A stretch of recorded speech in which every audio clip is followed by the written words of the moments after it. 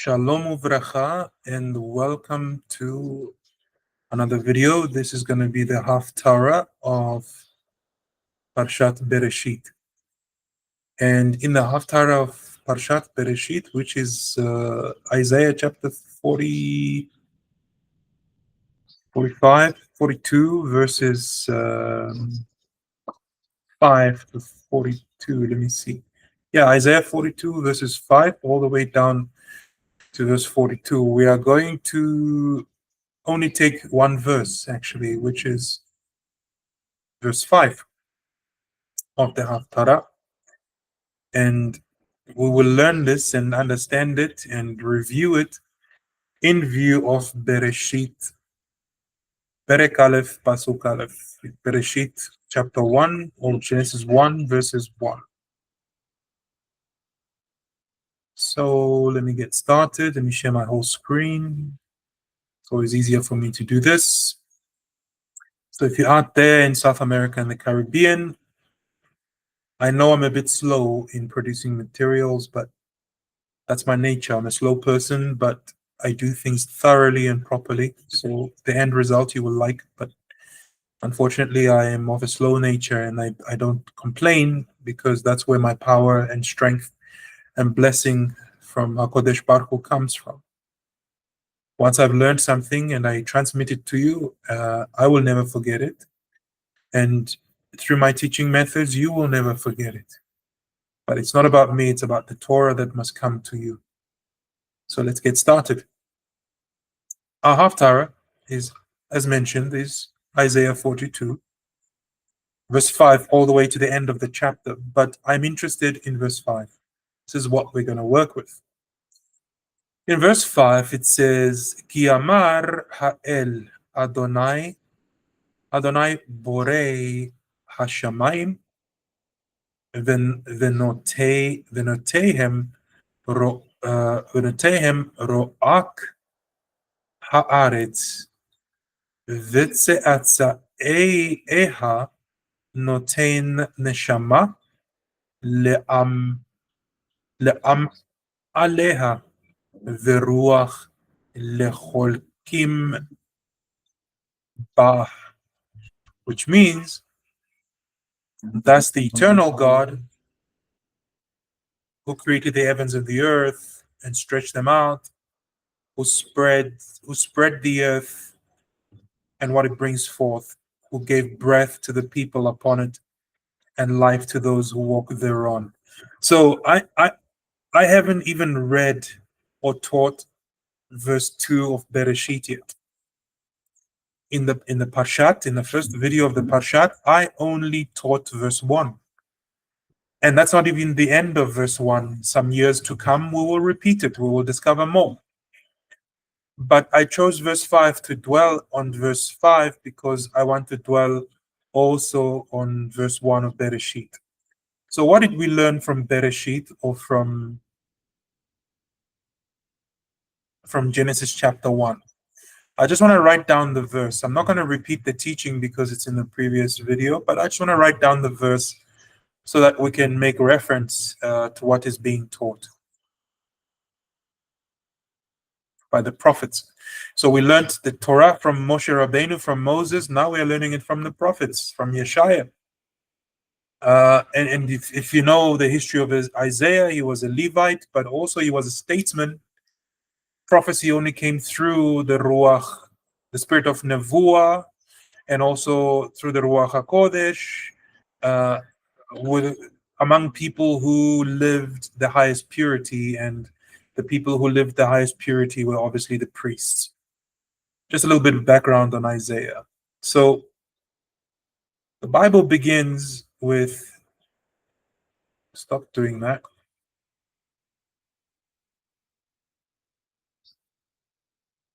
So the Bible begins by saying, Bereshit bara Elohim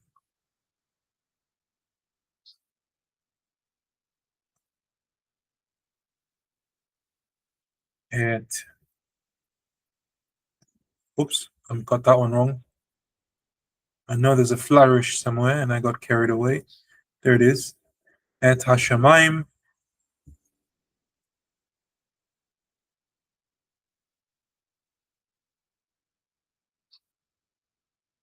ve'et haaretz.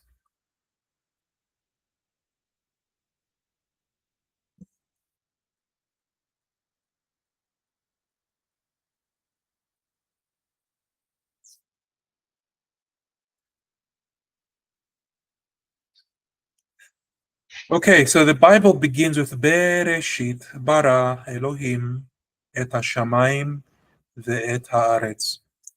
In the previous video, or in the Parshat, we discovered that creation happened within a place which God wanted to make his home. And we understood that this creation was to make the earth God's home, and the Reshit, the genesis of the creation.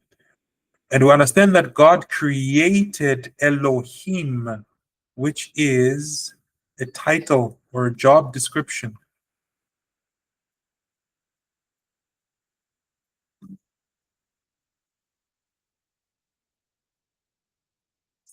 And then we also understood that God used the 22 letters of the Hebrew alphabet to create first the heavens and to create second the earth. So God uses these 22 letters of the alphabet, and God creates this in 10 sayings or utterances. God creates with 10 words or 10 sayings or utterances, using 22 words, not once, but twice, 22 letters to create the heavens first and then the earth. What does the Haftarah have to say? It's interesting. It says, and God said, so immediately, God said, God spoke something in 10 sayings, right? So creation is by spoken word using the 22 letters. So what does God say? God said, or thus said the eternal God, Ha'el. This is God's name, eternal God. Ha'el Adonai. This is why I said in the first video, or even why I say now, that God creates this title. How does God create this title? You can see here there's redundancy, that the God, his name is Elohim, so he has to be described as Elohim, but here it says Ha'el, the God. What does this mean? The God, Elohim. Is there doubt that he's God or not? No, there's no doubt whether he's God. It's because he created a title with which he can use to create the world. So this is what happens.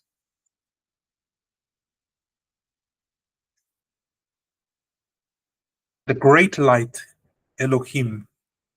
Actually, before we can go to the word Elohim, two great lights merge in the universe.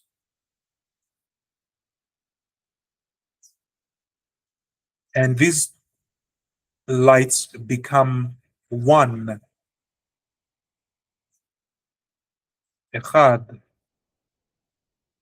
Not Yachad. Yachad means together. Echad means one. So these two lights, we have Ein Sof. Ein Sof, the one without beginning and without end, merges with the Shekhinah.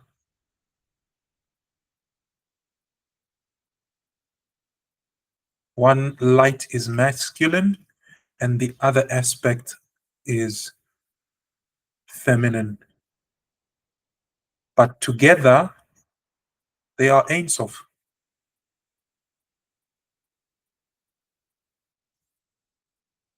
So when we in English talk about God, we're trying to say Ein Sof. So what does Ein Sof do? What does God do? In order to do the work of creation,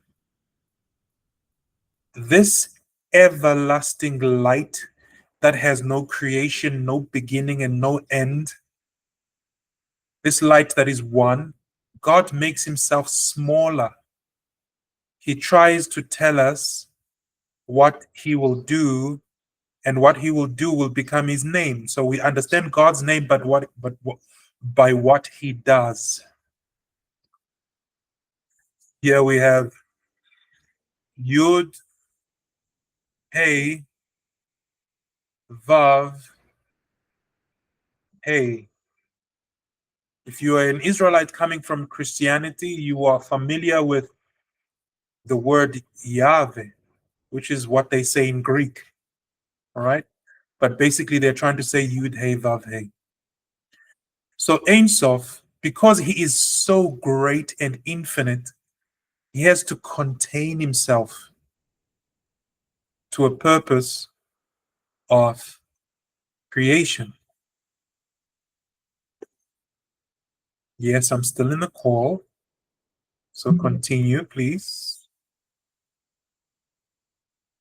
And so creation, of course, creating the earth and creating the human being. And the reason why he makes himself smaller is because Ein Sof, may his name be blessed now and forevermore. Ein Sof is a giver, is generous. Ein Sof is a giver, he's generous. If Ein Sof gives you all of his light, something is going to go wrong. The person or the creature that receives the light is not going to be able to contain it. It will break, like the 7 kings that broke the 7 vessels. If you don't know what I'm talking about, go back to Parshat Bereshit that I've just uploaded. So the 7 kings could not contain this light. That's why God, to even attempt creation in his unity with the Shekhinah, he has to make himself small and become Yud He Vav He. What does it mean, Yud He Vav He? He is a father of justice,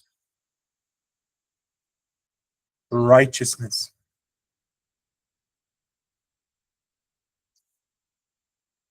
love,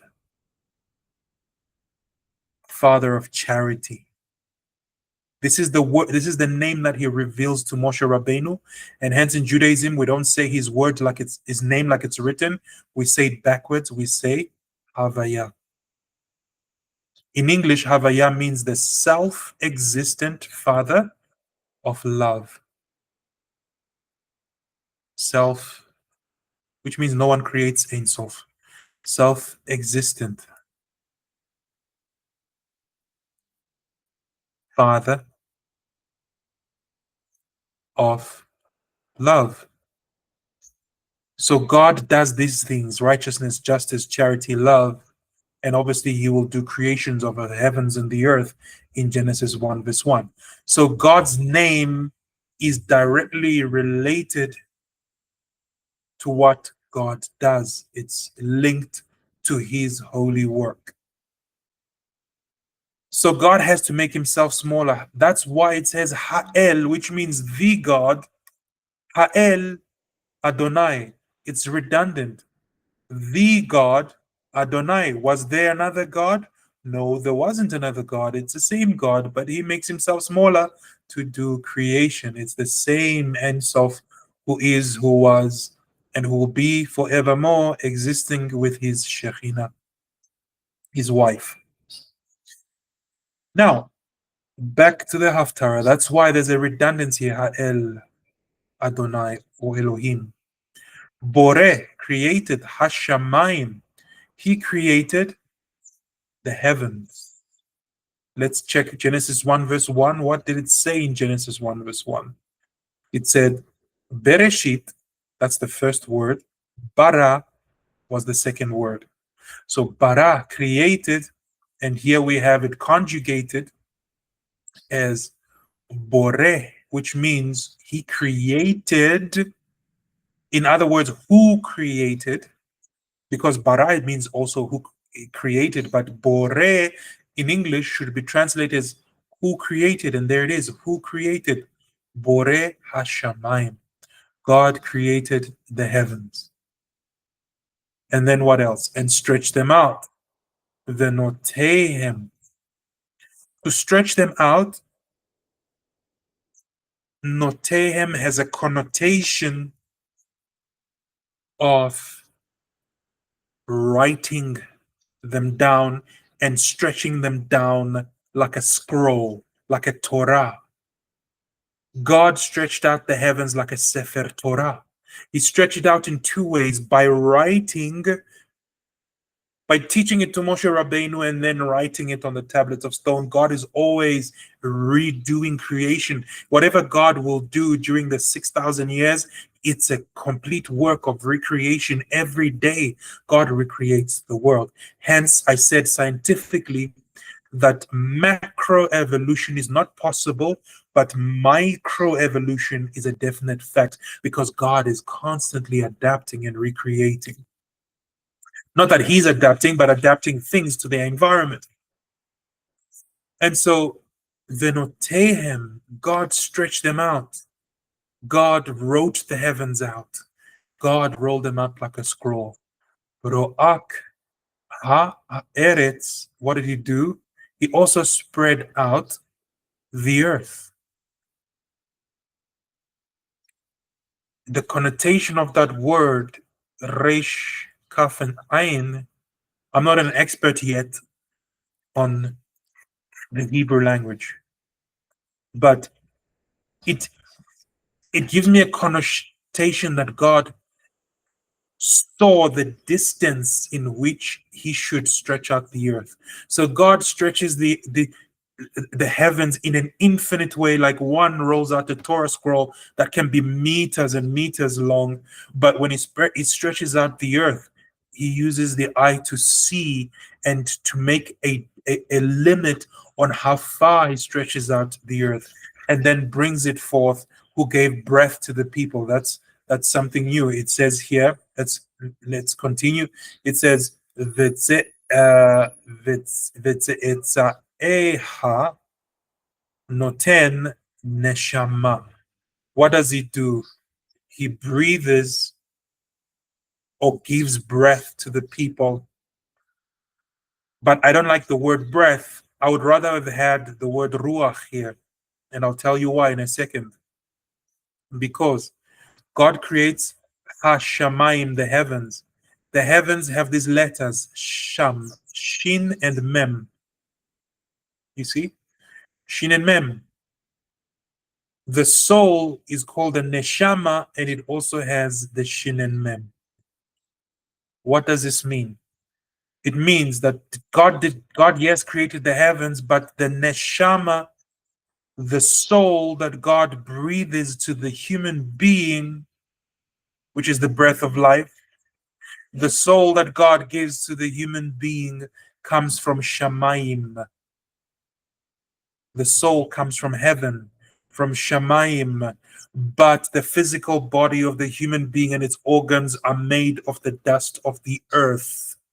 So when a human being was being created by Hashem, may he be blessed forever and ever for his goodness, mercy, righteousness, and love and generosity. When the human being was being created, two worlds collided. It was heaven contributing the life force and the Tselem Elohim, which is the image of God, and the house of God, which is the earth, donating the physical. Because Bereshit says, verse 1, Bereshit, it starts with a capital letter B, which means God wanted to make this world his home. So God's home, which is the earth, contributes the dust, the humus, the dirt, the physical components. The earth gives the physical components at the creation of Adam and Chava, and God gives from heaven the spiritual component, which is neshama, which means the soul, a product of heaven, who gave breath, neshama, to the people, la'am la'eha, to the people upon it, and life to those who walk on it. Veruach lahilekim bah, which means life on those who walk thereon, who walk where? On this earth. The heavens gave us a soul. The house of God gave us the physical components. Where am I going with this? Here's where I am going. I'm going to a secret. A secret. What is that secret? That secret is Mashiach must build the new Beit HaMikdash. The new temple in Jerusalem must be built by Mashiach. Why must this temple be rebuilt? It's because since we as the people of Israel, Jews and Israelites, we have been in exile for 2,000 years, a difficult exile. It means that God has also been in exile, and he needs to be reunited with not just us, but with his beloved Shekhinah. God feels a separation because of Galut. So in the temple, in the third temple, why is it? In the third temple, Ein Sof, may his name be blessed now and forevermore, must have his own marriage and wedding and reunion with the Shekhinah or Shekhinah. In English, they say Shekinah glory, which is weird. So Ein Sof in the temple must sit together with his bride, the Shekhinah, and we as Israel, his bride as well, in Zion. In the Christian world, the book of Revelation says, Revelation chapter 21, in the Christian Bible, it says there will be no temple because God and Jesus will become the temple. That is not so. Through this Haftarah and the connection between the soul of the human being, which comes from Shamayim, and the physical, which is donated by the earth, there must be a third physical temple so that the Jews and Israelites, as people who are restored in the Torah and in Hashem, we must continue our sacrificial offerings, which is why the Siddur and all our prayers, the Jewish prayers, they long for the day of restoration so that Hashem's name shall be one. Shemo echad. There must be a marriage between Hashem and his Shekinah. They must become echad. They must not be separated by galut. This is the secret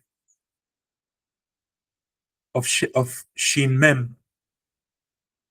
Shemaim contributing the spiritual to the physical.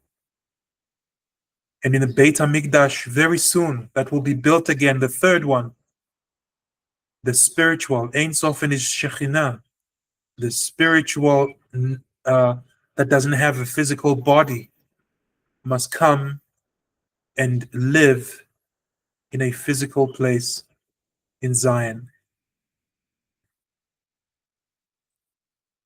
And this is the picture of the restoration of the Jewish people. May Hashem and his infinite wisdom guide you throughout this year, 5786. And this little discovery in this shiur may be a perpetual blessing to you now and forevermore. I have to take a business